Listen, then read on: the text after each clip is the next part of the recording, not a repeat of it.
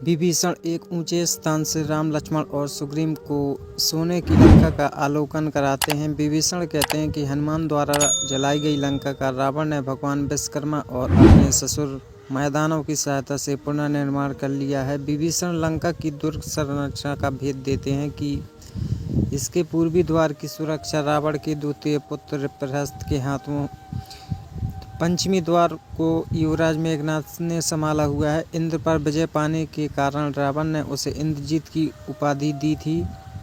दक्षिण द्वार के निकट भूगर्भ से रावण का अक्षय शस्त्र भंडार है, जिस पर निरंतर पहरा रहता है। उत्तर द्वार के गोपुराम से रावण स्वयं लंका की हर गतिविधि का नज़ारा देखता है। विभीषण राम को यह जानकारी दे रहे होते हैं, तभी रावण गोपुराम पर दिखाई पड़ता है। राम व रावण की दृष्टियाँ आपस में टकराती है। सुग्रीव रावण को देखकर अपना आपा खो देते हैं और छलांग लगाकर गोपुरम पहुंच जाते हैं।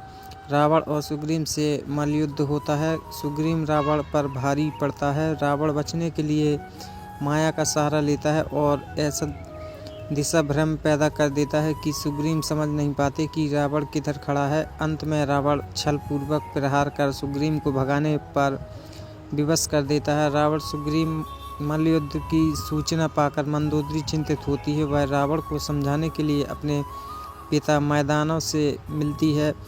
रावण राज्य में युद्धकाल की घोषणा करता है। मेघनाद दुर्ग से बाहर निकलकर शत्रु दल पर आक्रमण करने के पक्ष में, लेकिन रावण निर्णय लेता है कि उसकी सारी सेना परकोटे के भीतर रहे ताकि शत्रु दल लंका से ड्रेस परकोटों को तोड़ने के प्रयास से थककर चूर हो जाए और फिर उस पर आक्रमण करके आसानी से हराया जा सकता है। रावण मेघनाद को सर्वोच्च सेनापति नियुक्त करता है। विभीषण अपने गुप्तचरों से प्राप्त रावण की दुर्गंधबंदी का भेद राम को देते हुए बताते हैं कि उसने दक्षिण द्वार को जानबूझकर कमजोर कर रखा है ताकि आप उस पर आक्रमण करें, और तभी मेघनाद पश्चिमी द्वार खोलकर पीछे से आप पर धावा बोल दे। ऐसे में राम निर्णय लेते हैं कि उनकी सेना हर द्वार पर एक साथ धावा बोलेगी ताकि रावण का कोई भी सेनापति अपने द्वार को छोड़कर दूसरों की मदद को न जा सके। राम अपनी रणनीति तैयार करते हैं। वह अंगद को दक्षिण द्वार, हनुमान को पश्चिम द्वार और नील को पूर्वी द्वार पर आक्रमण करने की जिम्मेदारी देते हैं। उत्तरी दाव पर जहां रावण मौजूद रहता है, वहां रावण लक्ष्मण के साथ स्वयं आक्रमण करने का जिम्मा उठाते हैं।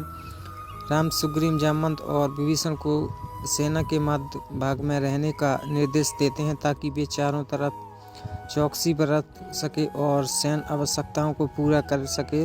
अगली सूर्योदय आक्रमण करना तय होता है।